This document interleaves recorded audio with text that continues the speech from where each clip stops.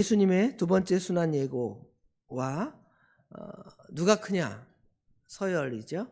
서열 논쟁 이 두 가지가 이렇게 복합되어 있는데 두 가지 말씀을 같이 엮어서 상고해 보도록 하겠습니다.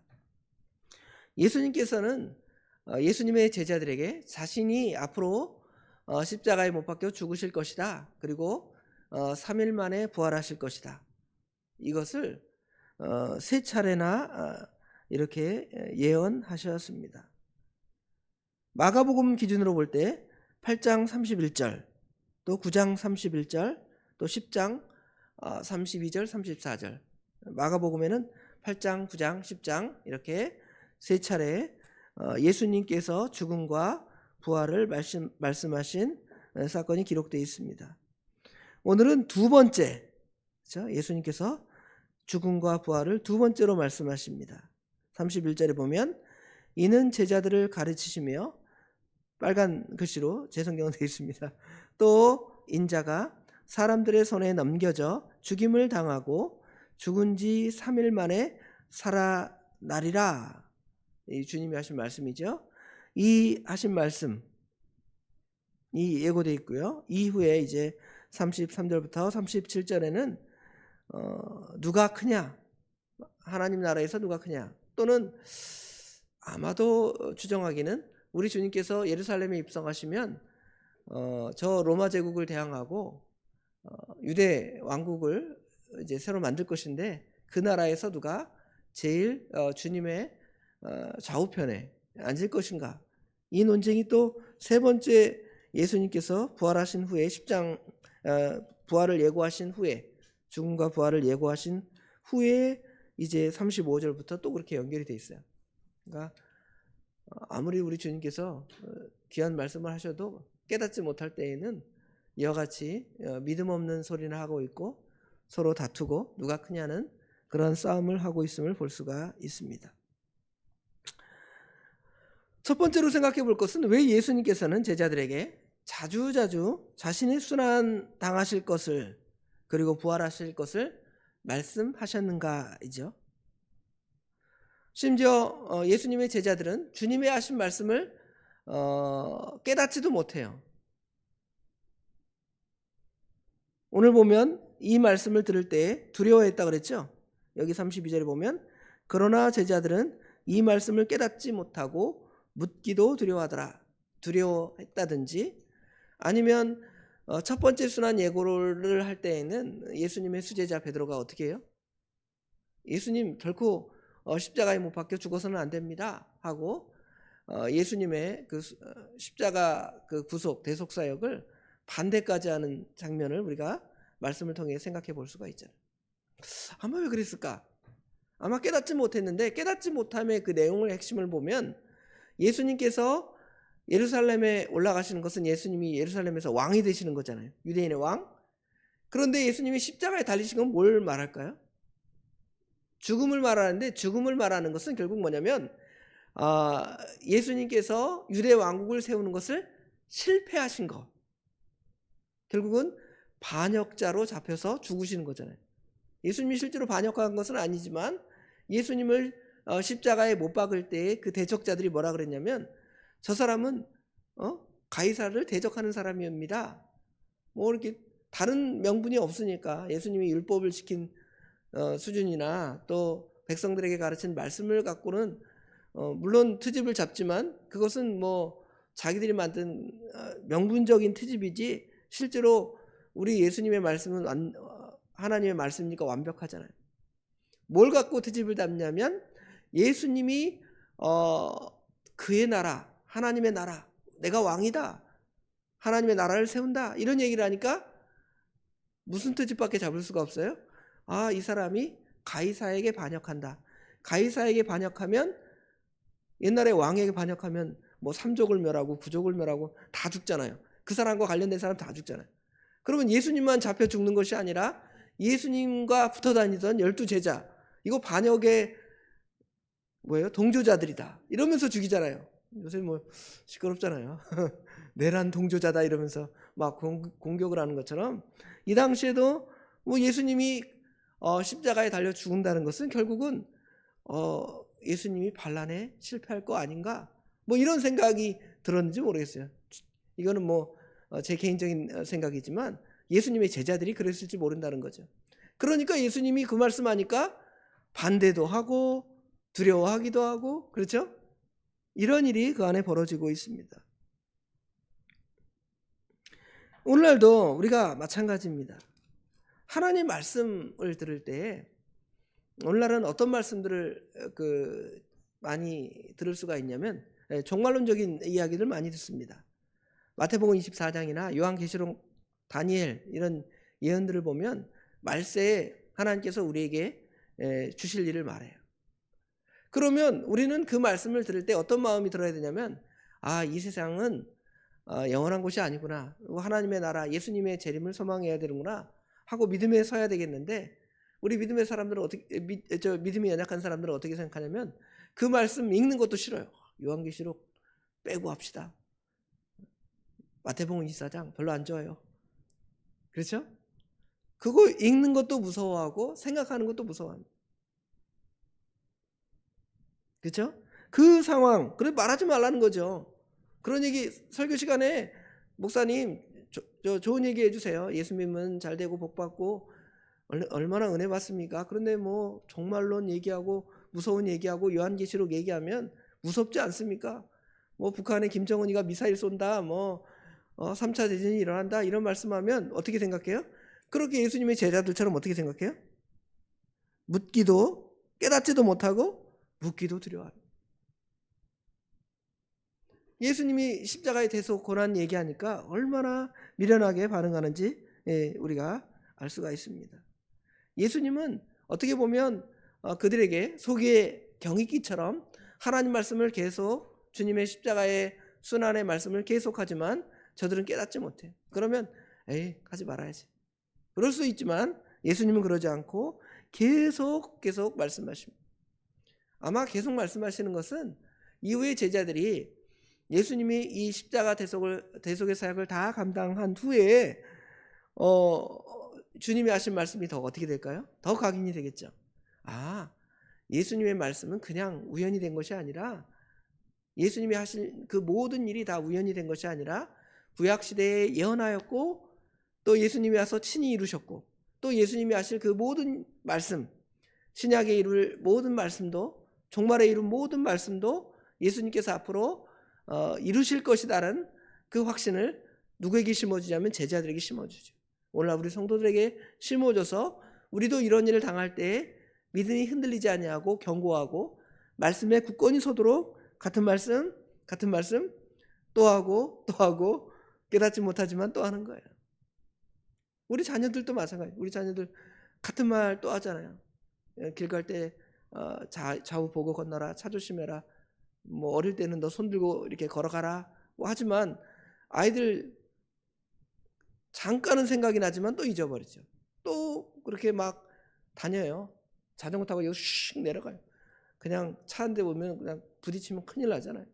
그럼 하지 마라 해도 하지 마라 할 때 그때만 조금 듣지 그 말씀 제대로 안 듣습니다. 그렇죠? 우리 주님의 말씀도 그렇게 듣는 거예요. 그러니까 예수님은 포기하고 안 해야 되겠다 그거지 않잖아요. 여러분 자녀들에게 포기하고 한번 당해봐야 이것들 안 하지 않아요. 또 그래 또 얘기하는 거야. 차 조심해라. 자전거 타고 함부로 막 쌩하고 달리지 마라. 좌우 보고 다녀라. 그렇게 하는 것처럼 아마 우리 주님도 그렇게 제자들을 훈계하고 가르쳐서 말씀에 굳건히 서도록 하는 것이죠. 나중에는 예수님이 부활하신 후에는 제자들이 오히려 예수님보다 더 큰 순환을 친히 감당하고 예수님의 제자들이 다 순교했다는 것은 우리가 교회 전승사를 통해서 배우고 알잖아요. 하나님 나라의 확장, 그들에게 능력이 나타나고 하나님 나라의 확장의 도구로 우리 주님께서 사용하시고자 그들에게 지금부터 심어주는 거예요. 심어주면 그것이 생명이 돼서 나중에는 예수님의 제자들이 주님의 사역을 감당할 때 우리가 사도행전 말씀 읽어보면 예수님의 제자들이 얼마나 능력이 있습니다. 얼마나 두려워하지 않냐고 하나님 말씀을 강하게 선포하는지를 알 수가 있습니다. 그리고 예수님의 그 십자가의 대속에 대해서 얼마나 귀하게 예수 믿는 사람, 예수를 믿으려 하는 자들에게 선포하고 많은 사람들을 주께 돌리는 일에 사용했는지를 우리가 알 수가 있습니다. 그런데도 예수님의 제자들은 미련해요. 우리랑 똑같습니다. 예수님은 그렇게 고난당할 거 얘기하지만 예수님의 제자들은 또 뭐 갖고 토론하고 싸워요? 여기 34절에 보면 예수님이 직접 물어보잖아요. 너희들 지금 가버나움에서 갈릴리에서 가버나움 오는 길에 무슨 토론을 했느냐? 뭐 예수님이 아마 못 들으셨을까요? 다 들으셨을 거예요. 근데 이제 가르쳐 주려고 물어보는 거죠. 그러니까 예수님이 다 아시니까 그들은 예수님 앞에 어떻게 할 수밖에 없어요?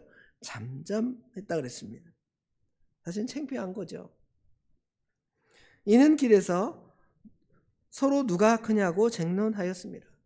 왜 이런 쟁론을 했을까를 어떤 여러 주석체를 보다가 보니까 아마 예수님의 제자 가운데 베드로, 야고보, 요한은 그 예수님 따라가서 변화산에서 하나님의 큰 능력을 받잖아요. 그러니까 나는 그거 본 사람이야 하고 예수님의 세 제자는 어찌했을지 모르겠고요.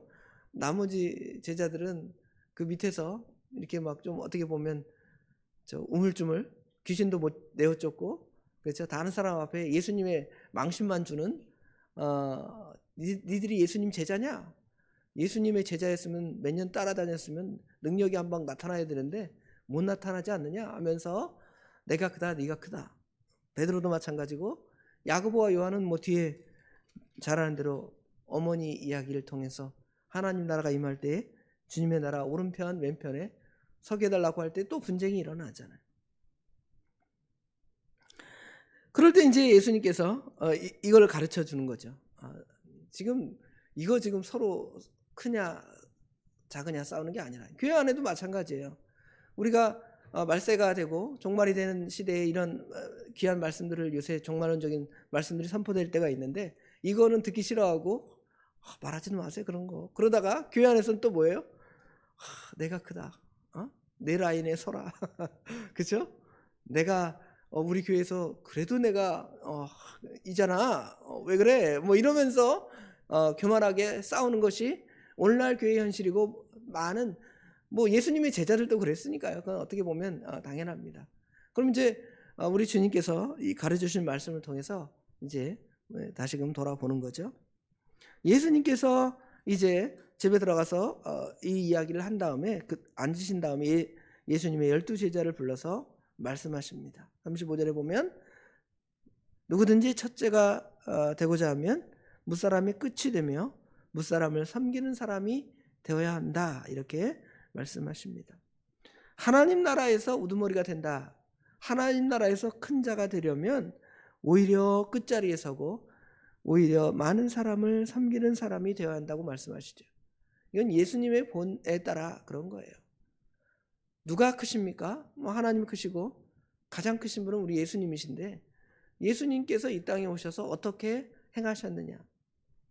사람이 되셨고 죽기까지 낮아지시고 제자들의 발을 씻기시고 끝까지 사랑하시고 끝까지 섬기시는 것이 우리 주님의 사역일진데 제자들은 그 예수님의 그 모습 따라 하기보다는 오히려 예수님에게 더 섬김받고 사랑받고 대접받고 교회 안에서도 그러기를 원하는 그런 마음이 있습니다. 그럴 때 우리 주님께서는 하나님 나라에서 첫째가 되는 사람은 오히려 끝인 사람, 섬기는 사람, 낮아진 사람, 심지어는 여기 36절, 37절에는 어린아이 하나를 데려다가 세우시고 이 어린아이를 영접하는 사람, 여기 어린아이를 영접한다는 것은 그냥 뭐 어린아이 이쁘다 받아주는 개념이 아니라 제 느낌에는 어린아이를 영접한다는 말은 어린아이조차도 섬길 수 있는 사람, 그렇죠? 어린아이조차도 섬기를 줄 아는 사람이 진정으로 누구를 섬긴다는 거예요? 예수님도 섬기고 또 하나님도 섬기는 사람이다. 그 예수님 섬기고 하나님 섬기는 사람이 하나님 나라에서 제일 크지 뭐 누구에게 섬김받는 사람이 큰가? 그러지 않아요. 이 사랑을 하는 사람은 섬깁니다. 그렇죠? 예수님도 섬겼고, 여러분 부모님이 자녀를 사랑하잖아요. 그러니까 섬기는 거예요. 자녀들을 어떻게 보면 지배하는 것 같고, 그렇죠? 막 아이들한테 막 잔소리하고 때리고 귀찮은 소리 하면 자녀들 입장에서 볼 때는 엄마 아빠가 나를 권위로 짓누른다고 생각을 하지만, 사실은 그러지 않으면 사람이 될 수가 없으니까 사람이 되고 바로 서게 하고자 아이들을 계속 잔소리하고, 그런데 그 안에는 사실은 사랑이 담겨 있고 또 아이를 위한 희생이 부모 안에 담겨 있음을 부모님인 여러분이 다 아시잖아요. 또 여러분 부모님들이 우리 어른들을 다 그렇게 섬기셨던 것처럼 우리도 우리 아이들을 그렇게 섬겨 나가는 것을 우리가 볼 수 있잖아요. 그렇죠? 그런 것처럼 하나님 나라에서 큰 그냐의 논쟁은 진짜 이 세상의 원리대로, 여기 뒤에 또 마가복음 10장에도 똑같은 이야기가 반복되고, 또 마태복음 20장에도 예수님이 인자가 오신 섬김의 목적을 말하잖아요.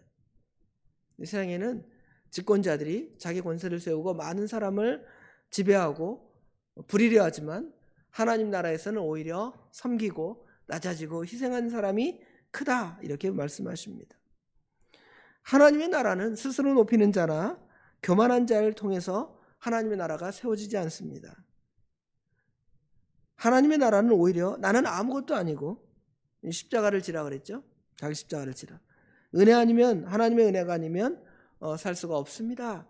고백하는 사람들을 통해서 하나님 나라의 일이 진행되고 하나님 나라가 확장되는 겁니다. 그 대표적인 예가 예수님의 십자가를 지시는 거죠.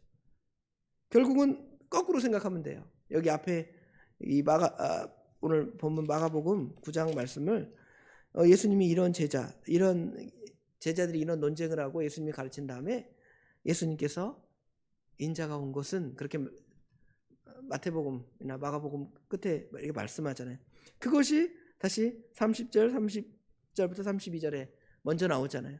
내가 앞으로 십자가에 못 박혀 죽을 거야. 또 인자가 사람들의 손에 넘겨져 죽임을 당하고 죽은 지 3일 만에 살아나리라. 이거 섬기는 거잖아요.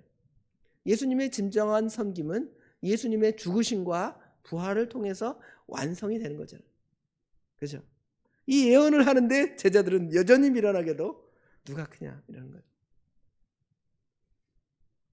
우리가 미련한 줄을 깨닫고 알면 감사한 거예요.